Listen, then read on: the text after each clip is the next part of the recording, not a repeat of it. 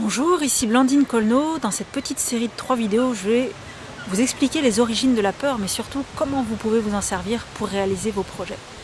La peur, tout le monde l'a expérimenté physiquement. C'est le cœur qui bat, c'est la poussée d'adrénaline qui fait que vos muscles se contractent, c'est des suées, c'est toute la tension qui se focalise vers l'objet du stress et tout le reste autour n'existe plus. On est incapable de comprendre ce qui se passe autour.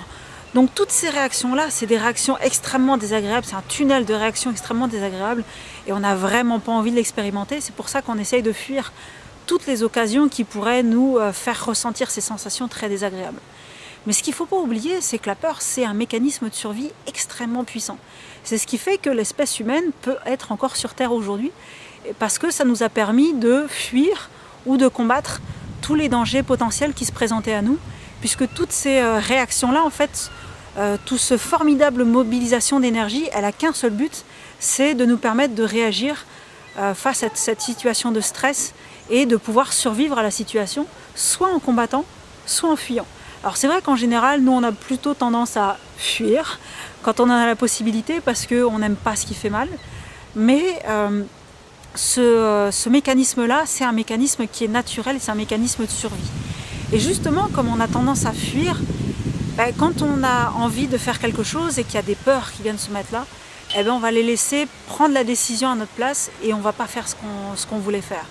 Parce que, par exemple, on va avoir peur de se faire critiquer, on va avoir peur de ne pas être capable, on va avoir peur de l'échec, on va avoir peur de perdre notre sécurité financière, on va avoir peur de ce qui va pouvoir se passer par la suite, etc. etc. Et on va laisser toutes ces peurs-là nous gouverner, et même si on n'aime pas la situation dans laquelle on est, même si on n'est pas à l'aise et on aimerait bien changer, au final on va finir par se convaincre par tout un tas de bonnes raisons que ce paradis médiocre dans lequel on se complaît n'est au final pas si mal que ça. C'est-à-dire par exemple, on va se dire c'est comme ça, je peux rien changer, je sais pas comment faire, je suis pas capable, y en a d'autres qui sont pires que moi, etc. etc. pour essayer de nous conforter et nous donner des bonnes raisons pour lesquelles on ne devrait pas passer à l'action. Mais justement, les raisons pour lesquelles on ne passe pas à l'action, si on regarde bien, c'est parce qu'on est en train de se projeter dans le futur de ce qui pourrait en fait arriver. C'est-à-dire que on va être des champions, des James Cameron là, des scénarios catastrophes, pour imaginer tout ce qui ne pourrait pas réussir dans ce qu'on veut entreprendre. Donc on va faire des dialogues intérieurs, on va jouer des situations dans notre tête, on va prévoir des scénarios alternatifs pour le scénario de base catastrophe. S'il ne marche pas, il y en aura encore un autre qui va arriver, etc. Donc là-dessus, on est absolument des champions. Et vous savez quoi ? Dans 90% des cas, je suis sûre que vous l'avez expérimenté comme moi, ce qu'on avait imaginé, ça ne passe pas.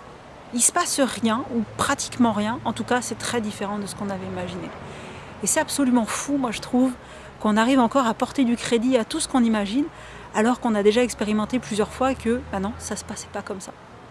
Donc ce que j'aimerais aujourd'hui, c'est que vous preniez un papier, un stylo, et que vous mettiez de côté toutes ces raisons pour lesquelles ça ne marche pas, et qu'on commence à écouter un petit peu notre cœur, et que vous répondiez à la question suivante, qui est très simple, mais en même temps extrêmement puissante, qui est « Qu'est-ce que je ferais si je n'avais pas peur ?»